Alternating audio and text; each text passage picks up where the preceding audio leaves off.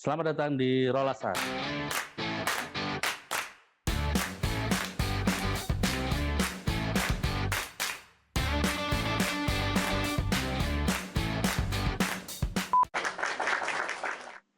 Halo, selamat datang di Rolasan.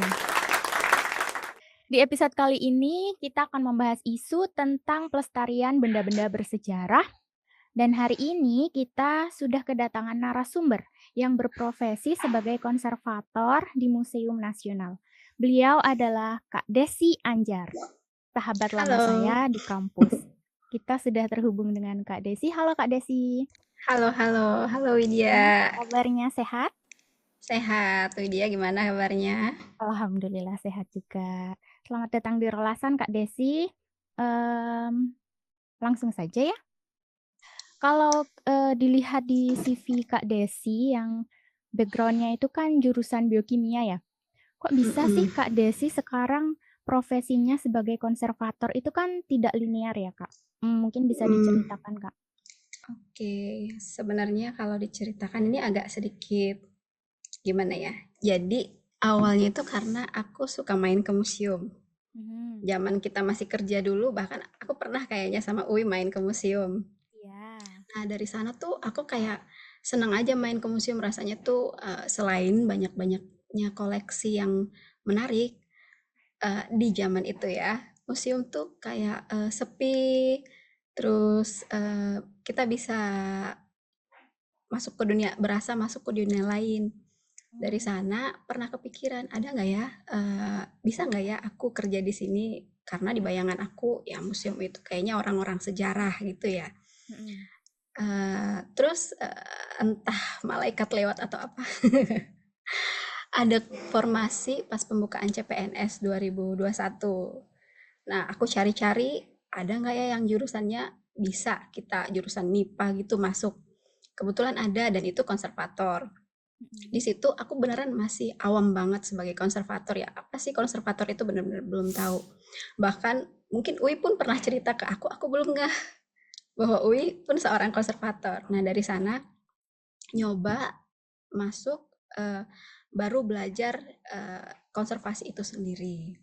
Nah, kalau ditanya sebenarnya kita sebagai anak MIPA, bahkan orang-orang konservasi di sini itu rata-rata lulusannya memang FMIPA atau pokoknya ilmu-ilmu eksak itu, karena memang dalam praktiknya saat konservasi kita banyak menggunakan banyak, tidak semua tapi beberapa bahan itu kita menggunakan bahan-bahan kimia ya. Jadi lab skill untuk kayak pencampuran pengenceran gitu tetap berguna lah untuk konservasi, meskipun setelah masuk join ke museum kita dalam pekerjaan apapun mungkin kita akan belajar ulang ya, belajar lagi dalam pekerjaan itu. Nah, ketika aku masuk ke museum, kita ada workshop baik dari museumnya sendiri atau dari luar untuk memantapkan atau menambah wawasan tentang konservasi itu sendiri.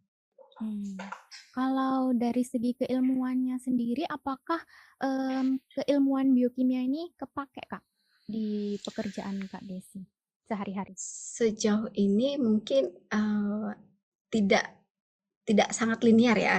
Paling mungkin lab skill kayak dulu kita ketika kita biokimia kita mendapatkan ilmu kayak kimia itu mungkin itu kepake, tapi kan biokimia ketika itu berhubungan dengan eh, sel-sel dan makhluk hidupnya itu tidak Kurang.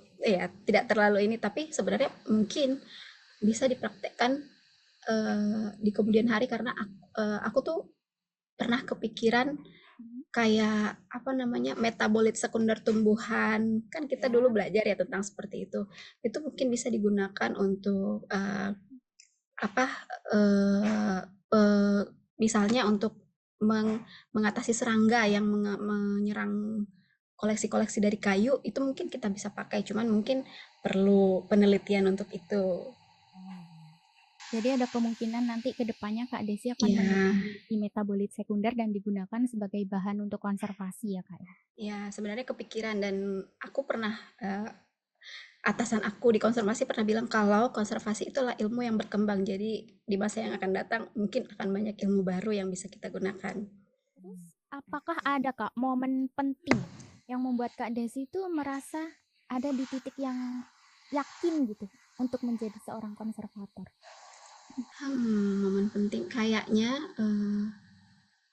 ketika aku masuk ke konservasi, aku ketika melakukan konservasi dan koleksinya, ketika koleksi itu awalnya masuk dalam bentuk yang eh, tidak layak untuk dipamerkan mungkin ya, karena kondisinya sudah sangat sudah sangat parah lah kerusakannya, dan kita melakukan penanganan di konservasi itu ada kepuasan, dan ketika dia dipamerkan terkena cahaya lampu di vitrin itu segala macam dan ada pujian gitu ya, ada kepuasan, dan itu mungkin salah satu momen, wah ini nih kerjaan kami sebagai konservator dilihat orang gitu. Berarti di Museum Nasional itu Kak Desi sudah sangat yakin ya untuk menjadi seorang konservator dan memang berencana untuk meneliti berbagai macam metabolit sekunder tadi untuk digunakan sebagai bahan-bahan konservasi. Kalau boleh tahu nih Kak, di Museum Nasional itu apa saja sih yang dikerjakan oleh seorang konservator? Misalkan kayak material apa saja yang dipegang oleh Kak Desi? Oke, kalau di Museum Nasional kita konservator itu melakukan konservasi ya, tentu saja ya, merawat koleksi, menghindarkan dia dari kerusakan seperti itu.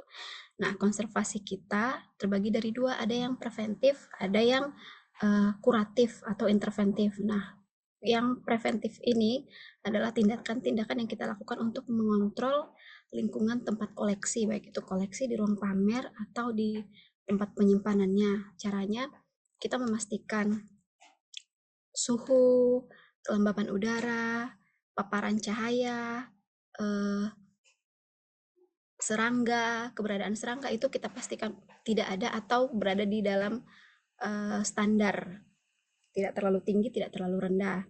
Nah, untuk konservasi yang kuratif atau tindakan-tindakan yang kita lakukan kepada koleksi langsung itu uh, terbagi dua. Ada yang kita lakukan rutin untuk setiap koleksi yang di ruang pamer, ada yang koleksi-koleksi yang memerlukan penanganan di waktu tertentu. Misalnya mau ada pameran nih, kita lakukan konservasi, ada peminjaman nih, kita lakukan konservasi.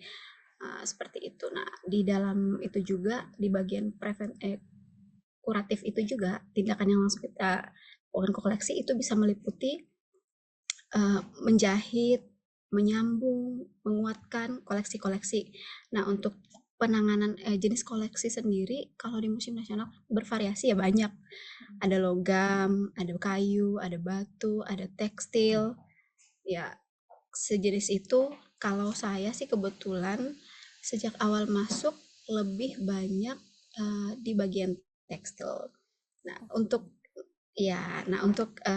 kertas sendiri kita masih tidak terlalu banyak sih untuk koleksi kertas. Makanya kalau kertas sepertinya kita lebih banyak, mungkin lebih enak berguru ke perpusnas kali ya, tukar sharing ilmu seperti itu. Bisa diagendakan kita sharing. Tapi ada koleksi kertasnya di sana? Ada sebenarnya, kayak kemarin ada tulisan manuskrip, dan dia tuh koleksinya panjang, kertasnya itu kayak gulungan kertas panjang hampir 2 meter kayaknya.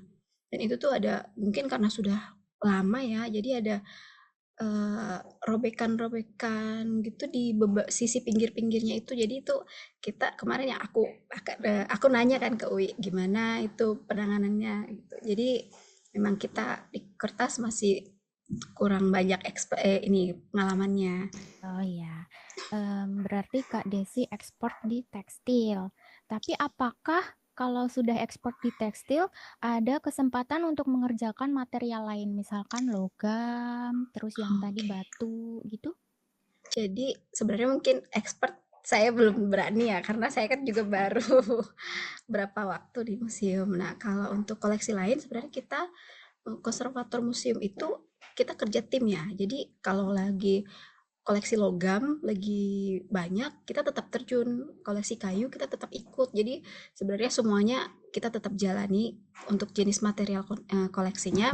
Cuman mungkin kalau aku selain dari awal memang ngerjain tekstil, ya entah karena dari awal ngerjain tekstil jadi ketertarikan untuk tekstil jadi lebih banyak gitu.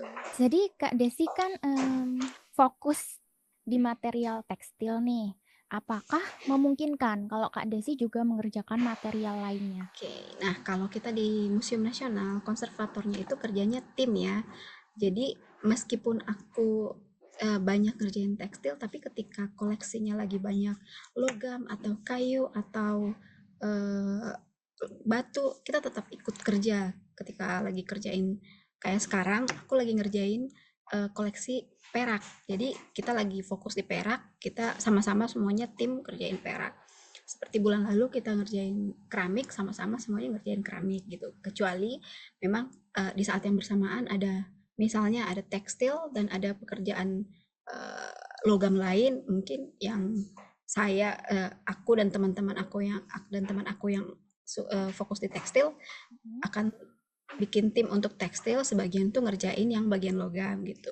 Berarti seorang konservator di Museum Nasional itu bakalan tetap menguasai ilmu konservasi dari material lain gitu ya. Iya, Meskipun sedikit banyak gitu. iya sedikit banyak mungkin yang dasar-dasarnya akan tahu lah. Tapi Mhm. mungkin yang lebih paham kita misalnya eh, logam, bagian yang lebih expertnya aku akan nanya-nanya, ini penanganannya gimana? Baru aku kerjain gitu. Selama menjadi konservator nih Kak, kurang lebih 5 tahun ada? Baru tiga Oh, baru tahun. 3 tahun. Selama Iya. 3 tahun menjadi konservator nih, ada nggak sih koleksi yang paling menantang untuk dikerjakan, yang paling sulit nih Kak? Hmm, mungkin aku ada baru-baru ini ada ngerjain koleksi Panji Banten. Panji Jadi Banten. iya dia tuh koleksinya panjang ya, kayak 1,5 kali 2,5 meter Itu tekstil? tekstil. Ya 1,5 kali 2,5 meter. Kondisinya kainnya sendiri sudah rapuh, Mm-mm. terus kering. Jadi kalau ketekan dikit kita takut itu akan robek. Heeh. Nah, terus banyak bagian yang hilang terlepas-lepas. Pokoknya kondisinya ketika datang, aku kayak ini bisa dikerjain nggak ya? Siap dulu ya. Iya, shock dulu. Baru pelan-pelan kita kita nanya ketika kita ngerjain koleksi yang rasanya agak berat, kita Mhm. tetap nanya ke orang-orang yang lebih pengalaman. Nah, kalau kebetulan kemarin saya nanya ke orang di Museum Tekstil. Oh Jadi dia gitu. ngasih ngasih saran bahwa kalau kita kan jadi dari situ tuh kita melihat dulu kondisinya, kita analisa kerusakan-kerusakannya. Dari situ baru kita cari tindakan konservasi yang bisa kita lakukan. Nah, untuk misalnya nih untuk tekstil yang lebih kuat, mungkin kita bisa menimpa dengan plat kaca. Untuk tekstil yang ini, kita tuh nggak bisa karena dia sudah rapuh. Oh, ditimpa Ya, plat kaca biar flat. ya biar flat, karena dia banyak lipatan gitu kan. Nah, untuk biasanya untuk koleksi yang lebih kuat kita bisa bersihkan dengan vakum. Kalau ini kita nggak berani, jadi kita Hmm. kuas pelan-pelan dengan kuas yang lembut. Jadi itu beneran cukup menantang. Ukurannya Kebayang besar, sih. ya ukurannya besar. Jadi kita kadang-kadang harus kalau ada jahitan yang di tengah kita harus eh, menahan badan sambil Ah, menjahit gitu kan. iya. Nah itu selain ukuran, selain kondisinya juga karena dia mau digunakan untuk pameran. Jadi kita juga ada tenggat waktu yang harus kita selesaikan. Hmm. Jadi itu cukup menantang, tapi dan untungnya dengan kerjasama tim karena kayak gitu kan koleksinya gede dan Ya. kalau aku sendiri tuh nggak mungkin bisa. Jadi benar-benar tim memang ikut ngerjainnya dan dari sana kita bisa menyelesaikannya dan sekarang bisa dilihat di ruang pamer. Oh. Dan itu ada kepuasannya juga ketika aku inget ini koleksinya ketika datang ke lab konservasi itu bentuknya aduh, tapi sekarang bisa ditampilkan ada rasa puas dan bangga juga ya. Mungkin bisa Kak dikerjain sendiri, tapi setahun. Ya, mungkin itu benar. Berarti kan Kak Desi fokusnya di tekstil. Ada nggak sih metode yang sering banget nih Kak Desi pakai selama mengerjakan material tekstil ini? Kalau tekstil metodenya sebenarnya kita lebih ke biasanya kan kerusakan pada tekstil tuh menjahit. Mm-mm. ya lubang atau robekan, lipatan, paling ya biasanya sih seputaran itu ya untuk koleksi tekstil. Tapi mungkin metode, jadi kalau ngomong metode ini kan kita harus merhatiin kondisi koleksi dulu, analisis kondisi koleksi biar kita Mm-mm. tahu jenisnya, Jenis jenis kerusakannya juga ya. kerusakannya dan jenis penanganannya. Mm-mm. Kalau untuk tekstil kebanyakan masih menjahit. Menjahit. Eh, Mm-mm. Dibersihkan? Ya, dibersihkan. Kalau untuk pembersihan, nah itu yang aku baru tahu ketika bekerja di sini bahwa kita membersihkan tekstil itu kan pakai vakum HEPA nih. Mm-mm. Baru tahu, maksudnya aku kira oke semua tekstil bisa nih pakai vakum. Yang Mm-mm. tadi aku bilang, ternyata untuk Ternyata koleksi yang baru aku kerjain kemarin itu tidak bisa pakai vakum, jadi harus kuas pelan-pelan gitu. kalau yang koleksi masih kuat nih Kak, tekstil yang masih kuat itu pakai bahan kimia apa biasanya? Bisa dicuci kah? Untuk tekstil kayaknya kita jarang pakai bahan kimia ya, karena dia lebih ke teknik menjahit, teknik untuk mem- apa namanya, menghilangkan lipatan, membersihkan noda. Kalau untuk noda sendiri sejauh ini kita masih gunakan air Aquades. Air Aquades? Air Aquades dicampur ya, Aquades aja paling paling dan untuk tekstil Hmm? kalaupun perlu penanganan lebih lanjut kita pakai lerak. Lerak. Lerak itu Ya, bahan yang dipakai untuk membuat batik ya? iya yang membersihkan batik. Jadi kayak Hmm. kita pakainya lerak bahkan untuk tekstil. Lerak. Kalau paling kalau metode yang berkembang yang aku gunakan sekarang itu Mm-mm. baru-baru ini ketika menangani keramik. Keramik. Iya, jadi biasanya sebelumnya ketika menangani keramik kan kalau keramik kita ngelem ya bagian yang Mm. hilang. Nah, kita ngelemnya biasanya pakai gelatin yang diencerkan sampai konsistensinya kayak lem gitu. Ya, kami juga Nah, nah, kadang pakai gelatin. nah, baru-baru ini kami pakai paraloid. Paraloid B72? Iya, jadi kita pakai itu seperti pengganti lemnya. Kan konservasi salah satu prinsipnya itu reversible kan. Nah, penggunaan gelatin itu kan kalau kena panas dia bisa dibuka lagi lemnya. Ya. Nah, kalau paraloid ini ketika kita pakai lem paraloid ini kita bisa buka lagi pakai etanol Oh, jadi karena pelarutnya etanol kan untuk eh, paraloidnya. Nah, ini sebenarnya ini kita gunakan karena ketika kita mengerjakan koleksi keramik yang gede mm, dan berat, kan dia perlu waktu kan untuk nempel di keramiknya. ya. Ketika tinggal semalam, ternyata dia turun Kalau pakai gelatin gelatin. pas pengalaman kemarin. Jadi mungkin dia bisa, tapi harus kita bikin apa namanya penahannya di sekelilingnya penyangganya gitu. Nah, makanya kita coba pakai paraloid itu dan bisa. Oh. Dia lebih cepat kering. Memang tetap ada mungkin turunnya tapi tidak se ekstrim yang pakai gelatin itu. Ya, jadi itu Berarti, kita gunakan baru-baru ini. eh, nah, si penggunaan si paraloid ini apakah ide dari Kak Desi dan tim atau memang ada literatur di jurnal tertentu gitu? Kalau kemarin sih itu saran dari teman yang memang lebih expert di bagian itulah.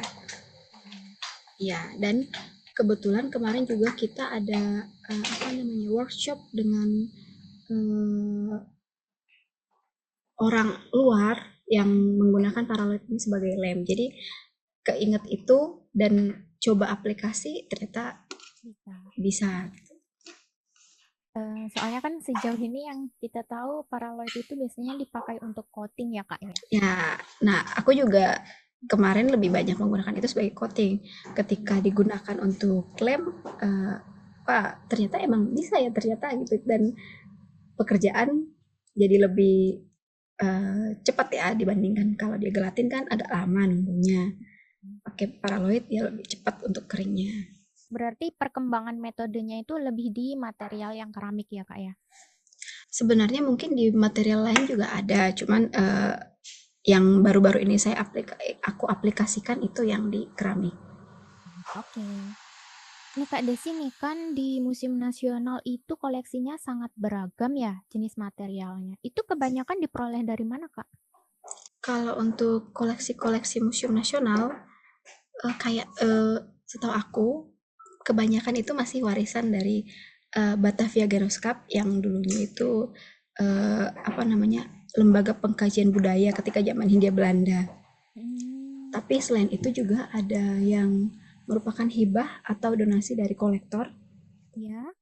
Terus ada ekskavasi atau penelitian arkeolog yang menghasilkan koleksi-koleksi prasejarah gitu. Kemudian ada yang pembelian atau akuisisi Pembelian. ya. Terus ada juga yang baru-baru ini repatriasi. Adakah tim khusus yang menangani pengadaan benda-benda bersejarah yang akan dimasukkan ke Museum Nasional gitu Kak? Kayaknya itu lebih ke ranah kurator kali ya kalau di Museum Nasional. Kalau yang repatriasi tadi Kak, yang Mm-mm. baru-baru ini, bisa nggak sih Kak Desi menceritakan proses repatriasi atau pengembalian artefak Indonesia dari luar negeri ini? Eh, Prosesnya sebenarnya kan itu proses yang panjang ya, melibatkan dua negara. Jadi itu ada penelusuran, yang aku tahu itu ada penelusuran sejarah dari koleksi asal usulnya untuk menjadi dasar pengembalian. Kemudian dari situ ada perjanjian antara Indonesia dan Belanda untuk kegiatan repatriasi ini. Baru kemudian ada serah terima repatriasi dan pengembaliannya baru sampai ke Indonesia.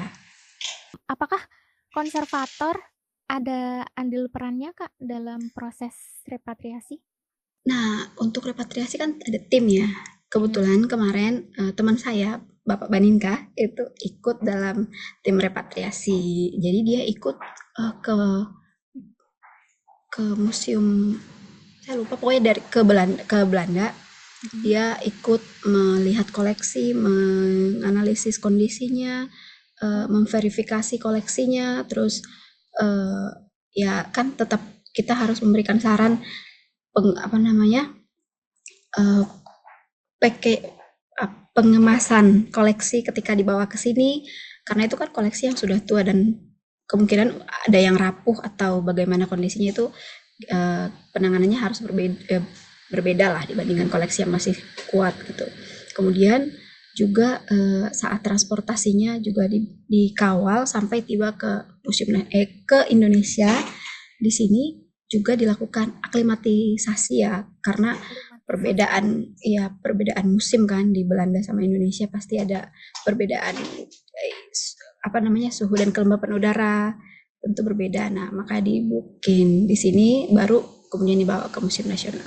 Apakah selama di sana, selama di luar negeri itu, konservator juga meriset gitu cara perawatan si koleksi ini kalau nanti sudah dibawa ke Indonesia, misalkan dengan Oh, tanya jawab, interview dengan konservator yang ada di sana, begitu mungkin. mungkin transfer ilmu kali ya. Jadi bagaimana penanganan selama ini di sana dan agar mungkin kalau memang memungkinkan atau cocok bisa diterapkan lagi di Indonesia. Dan kebetulan pas itu tim repatriasi juga dari pihak sana ada yang mendampingi ke sini. Jadi kita ketemu dan misalnya ada koleksi. Jadi dia kan ada listnya nih koleksinya, ada gambarnya, ada kondisinya, ada dimensinya gitu.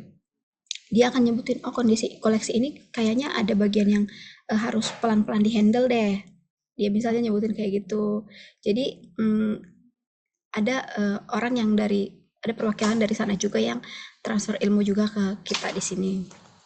Untuk transportasinya benda-benda bersejarah yang rapuh ini pakai Mhm. apa, Kak? Pesawat kah atau kapal?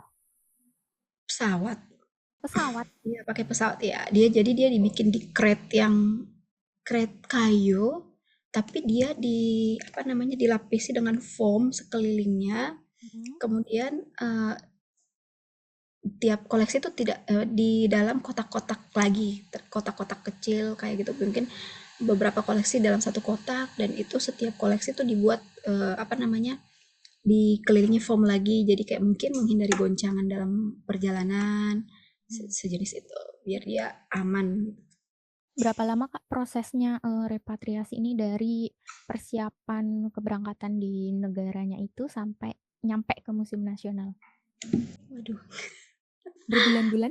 mungkin makan waktu berbulan-bulan dari proses itu, cuman yang saya terlibat itu sebenarnya ketika sudah sampai di sini.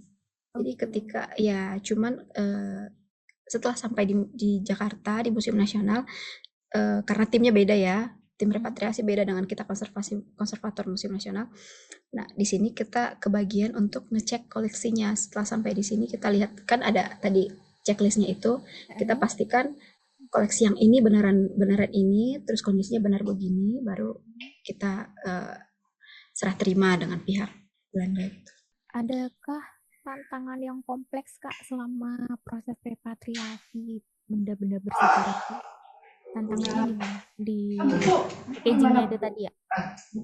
Kalau sejauh ini sih, kalau dari segi konservasi mungkin tantangannya,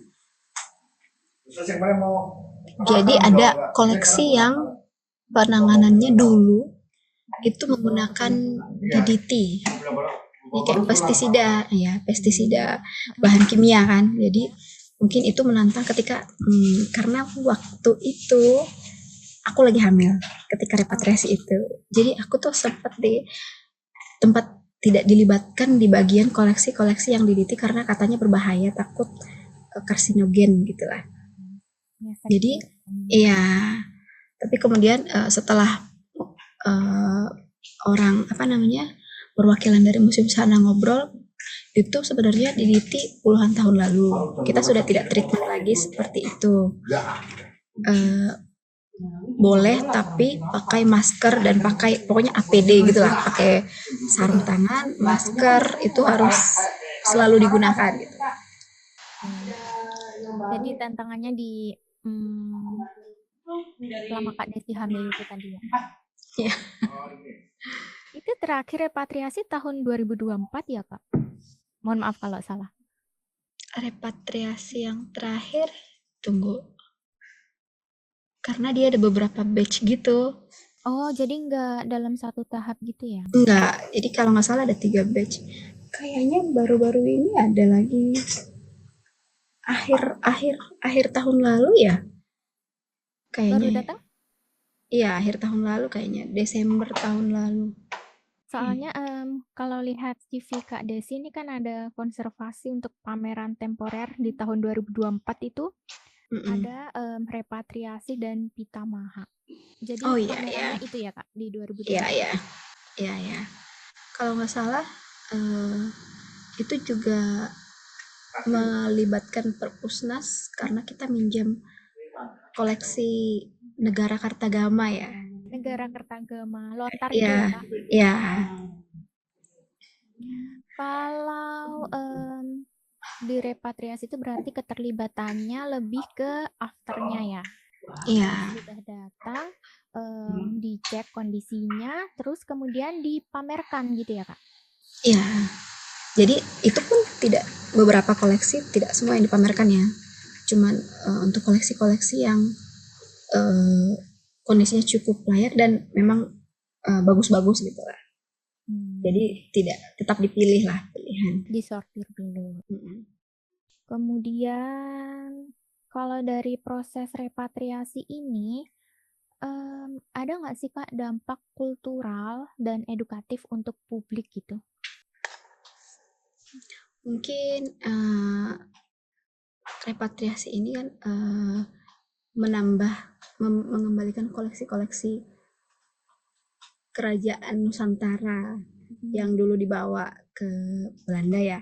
Jadi ini bisa menjadi kesempatan untuk orang-orang jadi bangga akan kebudayaannya, terus menyadari dan melihat sendiri ketika mereka melihat di pameran itu betapa jaya dan kaya kerajaan dan kebudayaan kita di masa lalu. Terus ini juga bisa menjadi kesempatan untuk melengkapi narasi sejarah bangsa dan kekayaan kita, mungkin seperti itu. Dan ya kebanggaan nasional pasti akan tumbuhlah dengan melihat koleksi-koleksi itu. Tuh, terkait kerjasama dengan institusi luar negeri, Kak, apakah Museum Nasional ini juga menjalin kerjasama dengan lembaga di luar negeri sendiri terkait dengan mungkin metode-metode terbaru konservasi? Oke, jadi untuk konservasi Museum Nasional melakukan kerjasama dan baru-baru ini Museum Nasional, konservator Museum Nasional ikut kegiatan OTTP. Jadi ini ya ini apa namanya, konservasi yang diberikan oleh orang kebudayaan dari Korea, Pusat Konservasi Cagar Budaya dari Korea. Jadi sebenarnya ini udah berlangsung 2 tahun sih, dari 2023, 2024, dan kayaknya 2025 ini lagi akan dilakukan lagi disiapkan. Ya, nah aku cuma nggak ikut yang tahun 2023. Nah, 2023 itu tentang konservasi koleksi logam yang dari ekskavasi dan dari apa namanya, temuan bawah laut. Itu ya. Selain itu juga ada aku pernah ikut manajemen penanganan koleksi dari kedutaan Perancis. Kedutaan Perancis. Ya, dan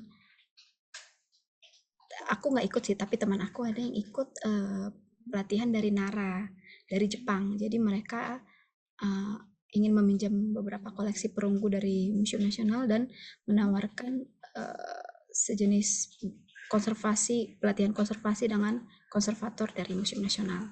Jadi teman-teman konservator di Museum Nasional itu berangkat ke negara Jepang? Oh, enggak, mereka yang kesini. Oh, mereka yang ke Ya, Indonesia. rata-rata kesini semua sih, kayak kita ya, di Indonesia kegiatannya.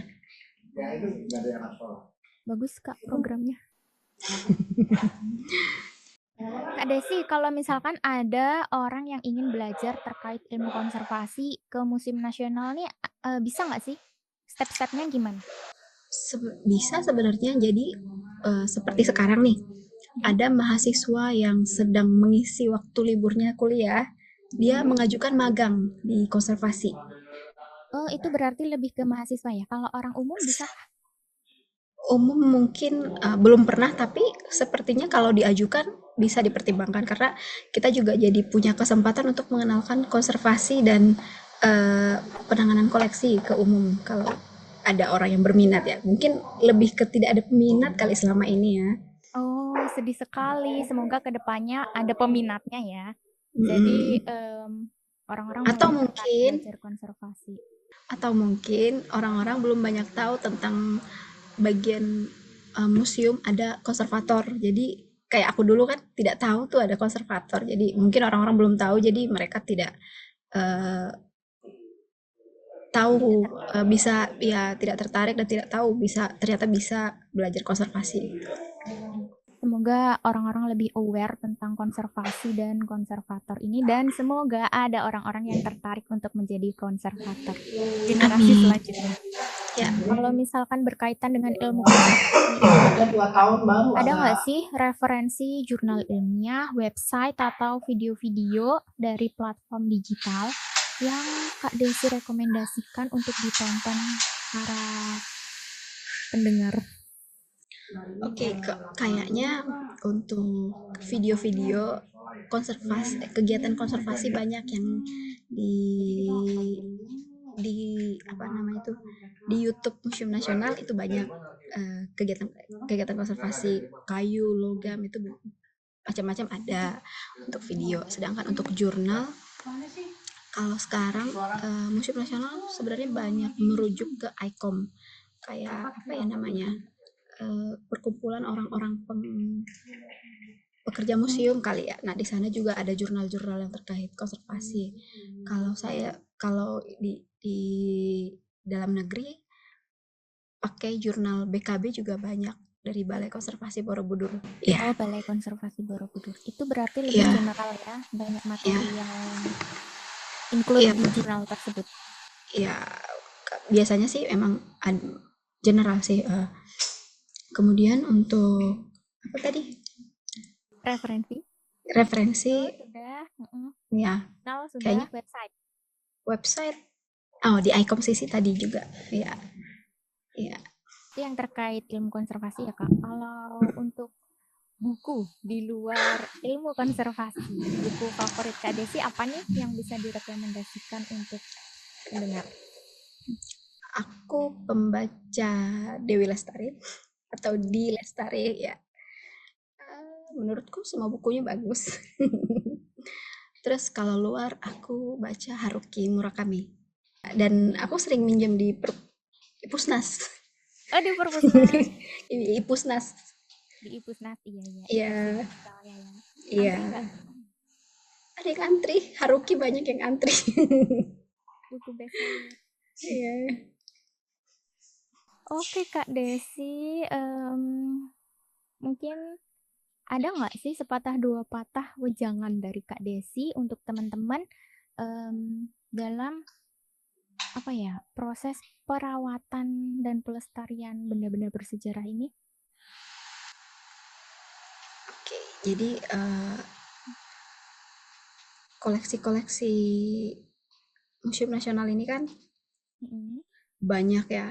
mm-mm, Jadi ya sesekali kadang-kadang kita mendengar eh, kurang dirawat gitu kurang misalnya. dirawat. Tapi sebenarnya ya sebenarnya kalau kalau kita konservasi tetap bekerja, Mm, tapi beberapa koleksi memang ada yang apa namanya kita perhatiin eh, nilai historisnya. Jadi kita tetap tinggalkan ceritanya di situ. Jadi beberapa koleksi mungkin tampak tidak terlalu celing atau bersih banget. Itu semua untuk apa namanya eh, menunjukkan nilai historisnya. oke. Jadi bukan sengaja ditelantarkan gitu ya, Iya, Kak? iya. Nah, itulah akhir dari diskusi pada hari ini. Mungkin ada closing statement, Kak? Hmm, jangan lupa main-main ke museum kalau datang ke Jakarta.